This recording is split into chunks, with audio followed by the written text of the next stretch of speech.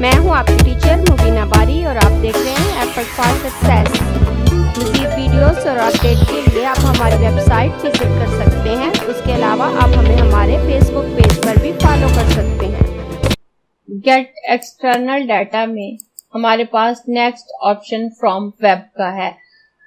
अगर हमने किसी भी वेबसाइट से डाटा इंपोर्ट करना है, किसी फाइनेंस से रिलेटेड वेबसाइट से डाटा इंपोर्ट करना है, वर्ल्ड मार्केट से रिलेटेड कोई डाटा इंपोर्ट करना है, तो हम इसे वेब से कर सकते हैं।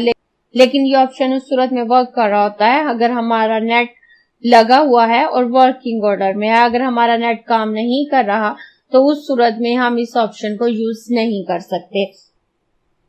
इस ऑप्शन को यूज करने के लिए मैं इस पर क्लिक करूंगी और क्लिक करने के बाद मेरे पास इसी तरह की विंडो आ जाती है और यहाँ पे गूगल लिखा हुआ है। आप याहू या किसी और ब्राउजर से भी सर्च कर सकते हैं। अब अगर मुझे फाइनेंस से रिलेटेड सर्च करनी है तो मैं यहाँ पे स्लैश लगाकर फाइनेंस लिखूंगी और उसके बाद मैं इंपोर्ट ऑप्शन पे क्लिक करूंगी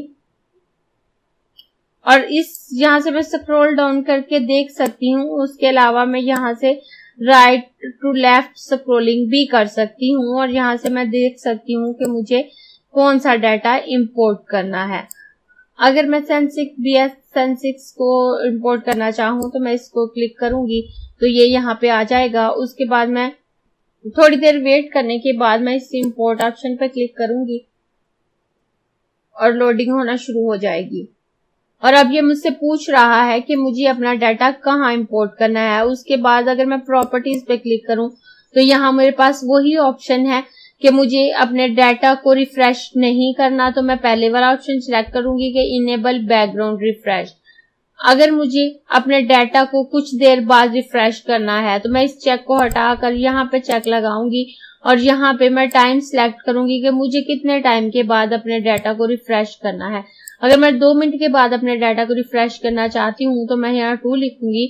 उसके बाद अगर मैं फाइल ओपन करते वक्त अपने डाटा को रिफ्रेश करना चाहती हूँ तो वो सिलेक्ट करूंगी। ये सेटिंग करने के बाद मैं ओके करूंगी और उसके बाद मैं यहाँ पे दोबारा ओके करूंगी तो लोडिंग शुरू हो जाएगी। थोड़ी देर लोडिंग होने के बाद अब ये डाटा मेरी वर्कशीट में आ चुका है।